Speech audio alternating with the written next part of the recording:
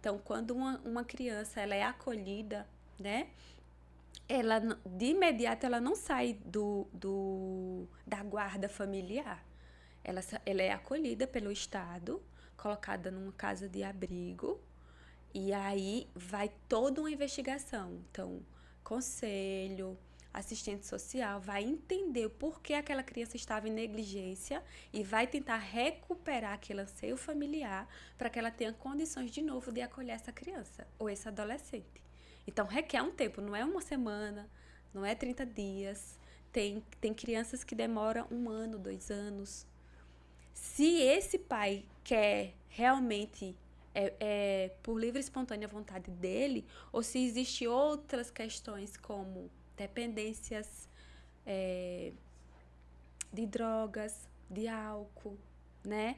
Se essa mãe ou esse pai, eles têm esse suporte do Estado como assistência social, né? Então, existe toda uma investigação.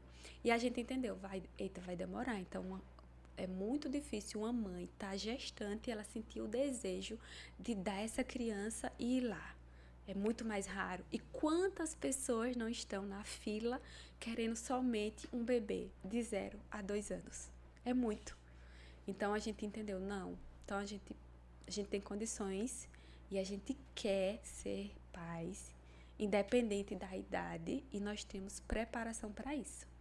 E aí a gente foi tendo contato com crianças da nossa família mesmo, com faixa etária. Então a gente tinha sobrinhos com 1 ano e meio, 2, 3, 4 anos. E a gente foi vendo característica que a gente sentia desejo de querer cuidar, de querer sentir isso. Eita, essa descoberta. Ai, que legal essa descoberta. Eita, isso. Então, a gente foi colocando também, atualizando o nosso cadastro à medida que a gente foi estudando e amadurecendo a ideia de sermos pai através da adoção. Apesar de ter mudado uma chave, assim, né, vamos dizer que rápida, mas o processo para a chegada dos nossos filhos, ele demorou. Demorou porque a gente ia entendendo qual era a fase, como era que nós estaríamos, como é que nós cuidaríamos, como é que a gente iria ser pai para aquelas crianças. Que as pessoas perguntam assim, Dani, sempre teve o desejo de ser mais de um? Eu sempre dizia para minha avó assim, vó, tá demorando tanto, então vai ser 3 de uma vez. Que é para eu ter logo o trabalho e não me arrepender depois. Então vai vir 3, vó. E ela ria. Ai, mas minha filha, você vai ter condição? Eu digo, vai, vó, vai acontecer. E aí a gente primeiro colocou depois a gente colocou, eita, se esse tiver um irmão, a gente não vai querer separar. Aí a gente colocou 2. Eita, aí eu levantei um questionamento um dia para o meu marido. E se for gêmeo e tiver um irmão? Como é que vai ser? Tipo, a gente vai deixar? Vai separar esses irmãos, E né? o Albert foi de 0 a 3. Foi. Sim, isso, de 0 a 3. Foi de 0 a 3 rapidinho. Aí ele disse, é verdade. Mais 3. Ai, tu vai ter condições de criar 3. Eu digo, sei, vamos lá. E aí se deu um tempo, né? Esse tempo, a gente ficou quase 2 anos na fila. E passou por aquele estágio também de que quando a gente estava habilitado, feitos os cursos, toda a documentação bonitinha lá, ele ia toda semana no fórum. E aí, como é que tá a fila? Mudei, já saí. Aí a gente tinha informação. Não, ainda não. Eita, tem umas crianças que estão em processo de aproximação. Mas eu acho que já chega você.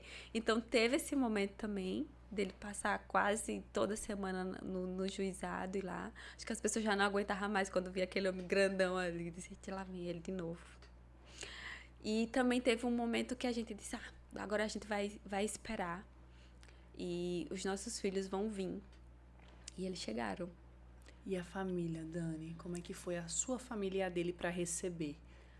vocês estavam fazendo cursos, se preparando e, como você falou, um pouquinho mais reclusos, Sim. até foi na FIV, no caso, né? Sim, que foi sim. que estavam mais reclusos. Mas no momento da adoção, vocês escancararam para a família? Como é que foi esse processo? Quando a gente participa do curso de formação, a gente é orientado para começar a externar esse nosso desejo para os nossos familiares, a nossa comunidade, né? Então, foi na época também que eu externei isso na minha rede social, que eu tinha endometriose, e por conta disso eu não poderia engravidar naturalmente. Né? Foi um passo. Depois externei que eu estava passando por um processo de adoção, porque é importante você fazer com que pessoas que estão no seu convívio, ela entenda esse processo, para que elas também saibam acolher, porque existe muita curiosidade, e uma curiosidade que às vezes é invasiva, né? Para nós como pai e para as crianças que chegam. Né? Sempre. E é natural isso, de perguntar, de querer saber, mas não é comum, não seria a forma adequada. Porque imagine, filhos biológicos. Você não pergunta para o seu filho biológico, e aí, o que você acha da sua mãe? Né? Como foi que você chegou? O que aconteceu? Né? Ou coisas semelhantes. E por que perguntar para os filhos adotivos? Então, a gente começou a preparar nossos familiares nesse sentido. Olha, nós estamos na fila. Pode ser que chegue um, pode ser que chegue dois, pode ser que chegue mais, né? E aí, falava de forma muito sutil. E nessa preparação que a gente estava também externando para os nossos familiares, é bem interessante porque as pessoas vão sabendo e elas chegam assim, começam a alimentar você de falsas esperanças. É sempre alguém que tem um primo ou conhece alguém que quer doar um filho. E na época a gente soava assim, como se fosse um objeto. Assim, pra mim, quando a pessoa dizia assim, olha, tem fulano de tal que vai dar uma criança, tu não quer? Sabe, pra mim aquilo era difícil de ouvir. E sabendo que aquela forma era errada, é que soava ainda mais estranho. Então, eu lembro de ter chegado uma história assim parecida, que chegou na minha tia, que chegou na gente, e naquele momento a gente quis ouvir a história, saber o porquê dessa mãe estava querendo dar essa criança, né? O porquê, se ela estava sendo assistida e se ela já tinha procurado os meios legais. E nessa boa intenção que a gente teve, a gente quase saiu do processo da fila. Porque essa mãe, ela acabou fantasiando uma história que a gente queria o filho dela e estava tentando fazer, tipo, uma negociação. Ela inventou uma história que dava a entender que a gente estava negociando com ela que ela desse esse menino para que a gente desse tal benefício para ela. E eu lembro da gente receber uma ligação da psicóloga na época, e a Alvar disse, eita, será que é agora? E a pessoa falou, eu quero conversar com vocês muito sério. E a gente, então vamos fazer um vídeo chamada. E ela falou assim, olha, aconteceu assim isso. Aí a gente respondeu, sim.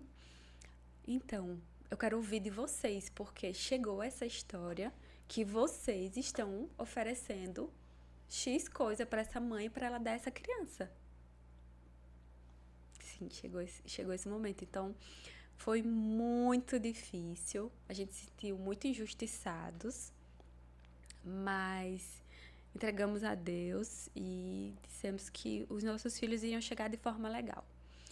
E no mesmo ano, dezembro, mas nessa época mesmo, assim, de uma forma muito inesperada, meu marido estava trabalhando no sítio, num lugar improvável, quase não dava sinal de internet, de ligação, muito menos. Ele recebe um e-mail. O e-mail tinha lá, vocês foram vinculados a 3 crianças, aí dizia o sexo. Uma loucura. Eu tava trabalhando em Santana e ele tava, acho que é Mata Grande? Inhapi. E aí ele liga pra mim, eu tava trabalhando, eu lembro que tava nessa correria de final de ano, né? Fazendo provador, planejando coleção. Ah, Walter, eu não tenho tempo não. Ele, atenda o telefone, eu quero falar com você. Eu disse, mas eu não tenho tempo, eu tô aqui cheia de coisa. É o quê? Diga. Pera, Dani, antes de você continuar essa história, pra gente falar da Maria Eduarda, Luzia, Luísa. Maria Luísa e o Theo Micael? É. Eram 3.